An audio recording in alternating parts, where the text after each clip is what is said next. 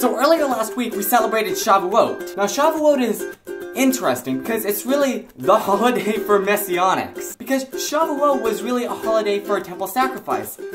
And since we happen to not have a temple currently, mostly it's just staying up late and reading the book of Ruth and going to services. But there's not much that's really done for Shavuot. But we have something else that happened on Shavuot that we can remember and glean some very interesting stuff from. And I'll get into the specifics of that after the intro.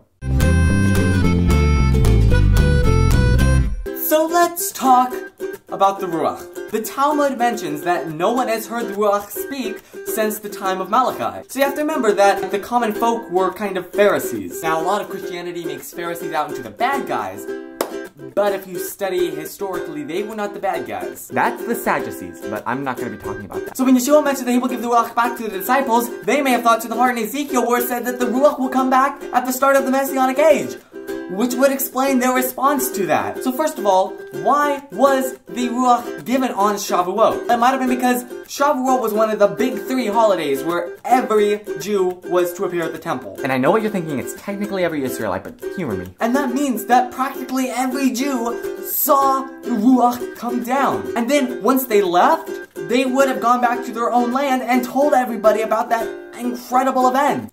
And let's talk specifically about the tongues of fire. In Shabbat 88b in the Talmud, it says, Rabbi Yochanan said, what is meant by the verse, Hashem announced the word and great was the company of those who proclaimed it? Every single word that went forth from the Omnipotent was split up into 70 languages. And in a different part it says, on the occasion of the giving of the Torah, the children of Israel not only heard Hashem's voice, but actually saw the sound waves as they emerged from Hashem's mouth. They visualized them as a fiery substance. Each commandment that left Hashem's mouth traveled around the entire camp and then came to rest on each Jew individually. That quote is actually from Moshe Wiseman, quoting Midrash Chazit. And finally, and all the people witnessed the voices. Note that it does not say the voice, but the voices. Wherefore Rabbi Yochanan said that God's voice, as it was uttered, split up into 70 languages, so all nations shall understand. Shemot Midrash Rabbah 5:9, quoting Exodus 20:18. Are you starting to see the parallels with Pentecost? And the disciples probably had this pop in their head as it was happening. Alternatively, because the first quote that I said hadn't been written down until about 600 CE, it is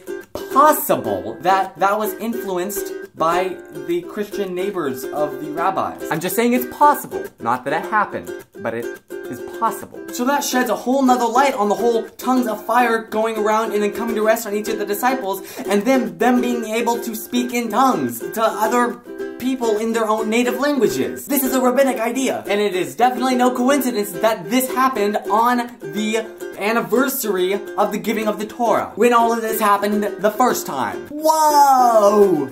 I need to calm down. I need to calm down. I really should have made this video last week, before Shavuot, but oh well. Hopefully you learned something for next year.